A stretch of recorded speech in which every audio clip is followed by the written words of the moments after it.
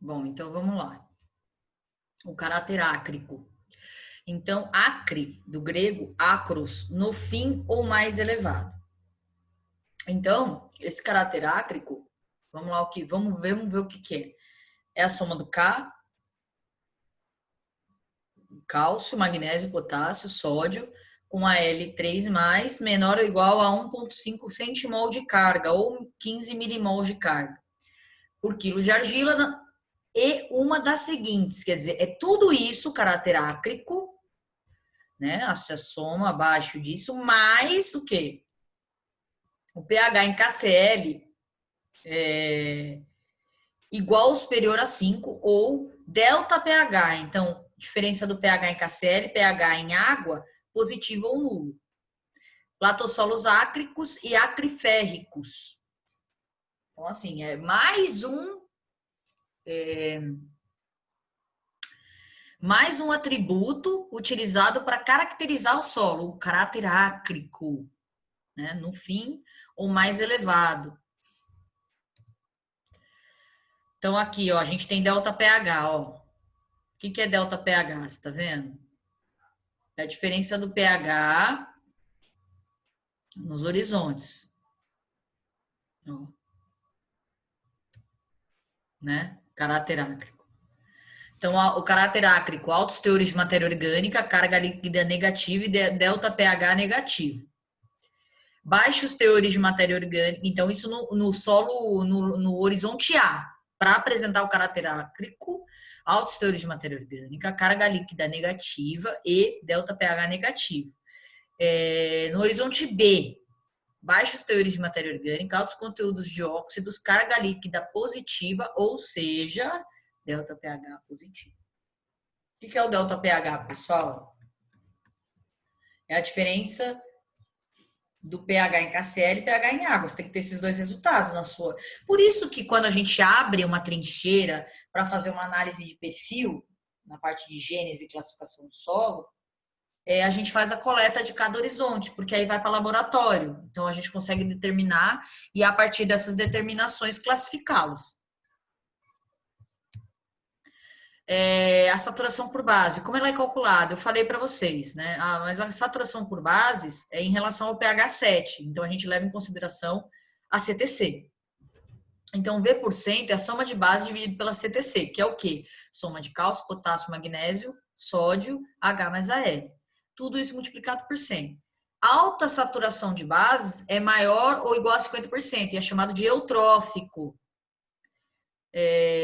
Menor do que 50%, ele apresenta, na saturação de bases, é chamado distrófico. É uma baixa saturação. O horizonte B ou C, horizonte de superfície, e aí você tem isso no primeiro e no segundo nível. Por exemplo, latossolo, vermelho e amarelo, latossolo, vermelho e amarelo, eutrófico, distrófico, então no primeiro e no terceiro nível. Pessoal, a classificação a gente vai aprender depois, tá? Isso é só uma característica. Então, nos horizontes B ou C, apresentar essas características aí. Né? Então, aqui, ó, saturação de bases.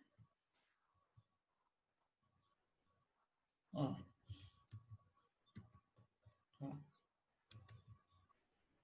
Saturação de base 100. Então, a saturação de base no Brasil, a maior parte delas é baixa, ou seja, a gente tem muitos solos ácidos, muitos solos intemperizados com alta presença de alumínio e pH baixo. Caráter alítico. Alítico é o alumínio. Então, é aquele alumínio extraível, né, maior ou igual a 4 centimol de carga de solo, e atividade de argila maior ou igual a 20 centimol de carga por quilo de argila. E a saturação de argila, que isso aqui, ó, é a divisão da quantidade de argila, desculpem, saturação por alumínio. É a quantidade de alumínio dividido pela soma de base mais o AR multiplicado por 100.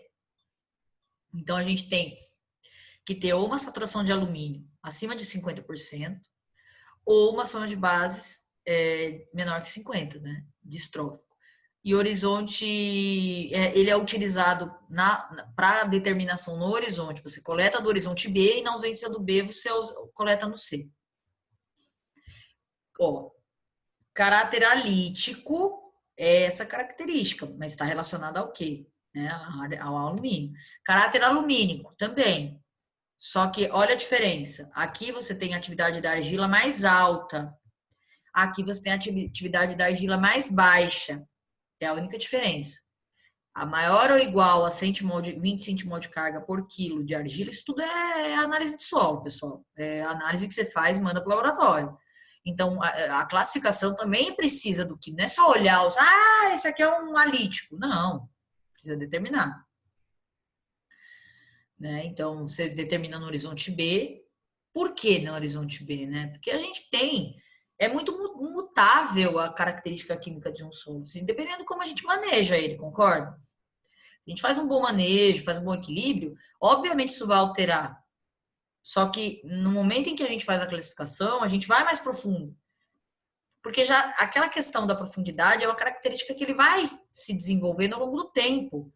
O que você tem ali de 0 a 20 é o quê?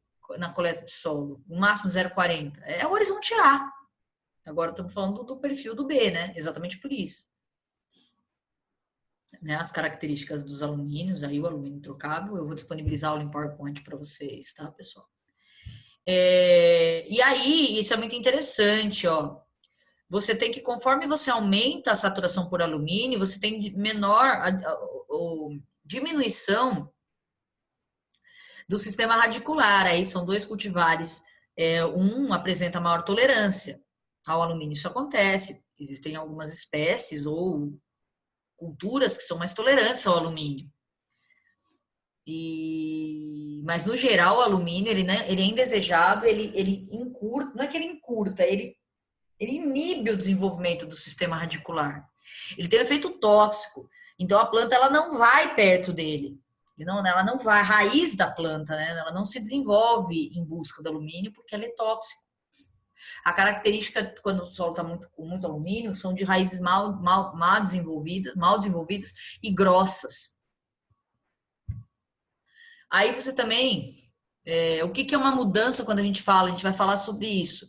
Uma mudança textural abrupta, né? Aumento considerável de argila na transição. Então, por exemplo, eu tenho às vezes a parte mais superficial, mais arenosa do meu solo e de repente eu tenho uma textura mais argilosa. Ó. O aumento considerável de argila na transição entre horizonte A ou E com horizonte B. Então, menor que 200 gramas por quilo em A ou E e 20% na mesma diferenciação, né? Menor. Agora, maior, você tem aí uma diferença de 20% de argila no A e no E. Então, uma diferença textural. Você está mexendo num terrão, de repente, quando você pega, parece uma argila. Porosidade, né? Porosidade é muito importante. A gente tem que a porosidade é um atributo físico do solo, mas que está relacionado aí as características para desenvolvimento radicular. Então, você tem aqui, ó, porosidade total, macroporosidade, microporosidade de um latossolo e de um argissolo. Né? Então, a profundidade deles é próxima, que foi avaliado na mesma profundidade. Argila, no latossolo de 0 a 20, 46, 49 em 50 e 80. Olha a diferença do argissolo. O argissolo de 0 a 25, ele tem 14% de argila. Quando ele vai para 50 e 80, ele tem 29%. Se a gente faz uma coleta de solo de 0 a 20 para determinar a textura, esse solo é arenoso. Mas olha embaixo dele, 29%. Você já tem um solo textura média. É o que a gente fala de B-textural, que ele tem essa textura, essa diferenciação. E aí, ó, isso vai diferenciar? Com certeza. Olha a macroporosidade que eu tenho no latossolo. Eu tenho 25 contra 38 por conta da diferenciação dessa partículas de textura. Já mais profundamente, esse mantém, ó, a macroporosidade, mesmo tendo uma porcentagem de argila maior. Esse não, esse já tem limitações. E uma microporosidade é diferente. O solo, ele apresenta características diferentes. apesar dele ter maior quantidade de argila em profundidade, ele aqui não apresenta baixa de macroporosidade. Por quê? Porque no horizonte, na parte mais superficial, você tem compactação, você tem diminuição. Condutividade hidráulica. O que é isso, pessoal? Condutividade hidráulica é uma característica de solos que está relacionada também às cargas. Porque vocês sabem que a água tem carga e ela gera cargas e ela conduz cargas.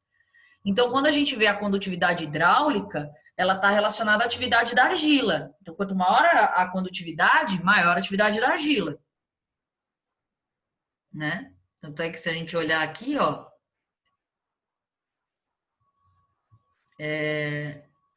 apresenta uma diferenciação na condutividade hidráulica conforme você vai aprofundando o seu solo, né? A para o B. Bom, pessoal, esse aqui é um exercício que eu vou passar para vocês na próxima aula. A aula de hoje era basicamente sobre alguns horizontes. Eu vou passar um material no grupo agora para a gente discutir, para a gente falar sobre isso.